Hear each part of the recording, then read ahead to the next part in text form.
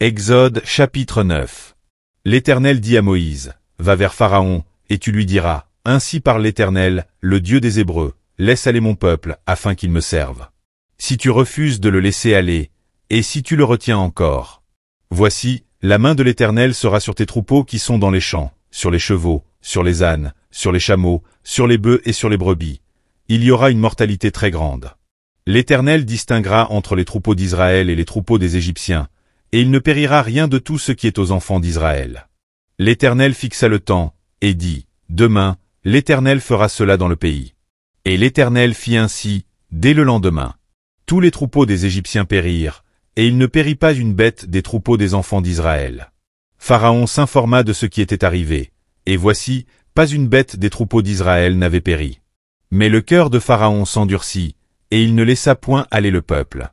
L'Éternel dit à Moïse et à Aaron, remplissez vos mains de cendre de fournaise, et que Moïse la jette vers le ciel, sous les yeux de Pharaon.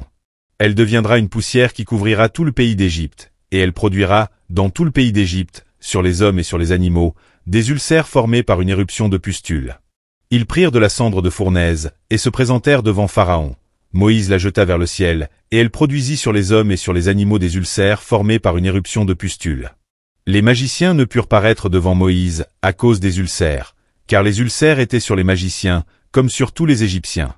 L'Éternel endurcit le cœur de Pharaon, et Pharaon n'écouta point Moïse et Aaron, selon ce que l'Éternel avait dit à Moïse. L'Éternel dit à Moïse, lève-toi de bon matin, et présente-toi devant Pharaon. Tu lui diras, ainsi parle l'Éternel, le Dieu des Hébreux, laisse aller mon peuple, afin qu'il me serve. Car, cette fois, je vais envoyer toutes mes plaies contre ton cœur, contre tes serviteurs et contre ton peuple, afin que tu saches que nul n'est semblable à moi sur toute la terre. Si j'avais étendu ma main, et que je t'eusse frappé par la mortalité, toi et ton peuple, tu aurais disparu de la terre. Mais, je t'ai laissé subsister, afin que tu vois ma puissance, et que l'on publie mon nom par toute la terre. Si tu t'élèves encore contre mon peuple, et si tu ne le laisses point aller, voici, je ferai pleuvoir demain, à cette heure, une grêle tellement forte, qu'il n'y en a point eu de semblable en Égypte depuis le jour où elle a été fondée jusqu'à présent. Fais donc mettre en sûreté tes troupeaux et tout ce qui est à toi dans les champs. La grêle tombera sur tous les hommes et sur tous les animaux qui se trouveront dans les champs et qui n'auront pas été recueillis dans les maisons, et ils périront. Ceux des serviteurs de Pharaon qui craignirent la parole de l'Éternel firent retirer dans les maisons leurs serviteurs et leurs troupeaux. Mais ceux qui ne prirent point à cœur la parole de l'Éternel laissèrent leurs serviteurs et leurs troupeaux dans les champs. L'Éternel dit à Moïse, étends ta main vers le ciel, et qu'il tombe de la grêle dans tout le pays d'Égypte sur les hommes, sur les animaux, et sur toutes les herbes des champs, dans le pays d'Égypte. Moïse étendit sa verge vers le ciel, et l'Éternel envoya des tonnerres et de la grêle, et le feu se promenait sur la terre. L'Éternel fit pleuvoir de la grêle sur le pays d'Égypte. Il tomba de la grêle, et le feu se mêlait avec la grêle. Elle était tellement forte qu'il n'y en avait point eu de semblable dans tout le pays d'Égypte depuis qu'il existe comme nation. La grêle frappa, dans tout le pays d'Égypte, tout ce qui était dans les champs, depuis les hommes jusqu'aux animaux. La grêle frappa aussi toutes les herbes des champs, et brisa tous les arbres des champs. Ce fut seulement dans le pays de Goshen, où étaient les enfants d'Israël, qu'il n'y eut point de grêle.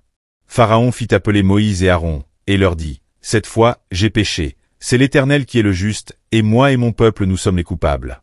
Priez l'Éternel, pour qu'il n'y ait plus de tonnerre ni de grêle, et je vous laisserai aller, et l'on ne vous retiendra plus. Moïse lui dit, quand je sortirai de la ville, je lèverai mes mains vers l'Éternel, les tonnerres cesseront et il n'y aura plus de grêle, afin que tu saches que la terre est à l'Éternel. Mais je sais que toi et tes serviteurs, vous ne craindrez pas encore l'Éternel Dieu. Le lin et l'orge avaient été frappés, parce que l'orge était en épi et que c'était la floraison du lin. Le froment et l'épeautre n'avaient point été frappés, parce qu'ils sont tardifs. Moïse sortit de chez Pharaon, pour aller hors de la ville. Il leva ses mains vers l'Éternel, les tonnerres et la grêle cessèrent, et la pluie ne tomba plus sur la terre. Pharaon, voyant que la pluie, la grêle et les tonnerres avaient cessé, continua de pécher, et il endurcit son cœur, lui et ses serviteurs. Le cœur de Pharaon s'endurcit, et il ne laissa point aller les enfants d'Israël, selon ce que l'Éternel avait dit par l'intermédiaire de Moïse.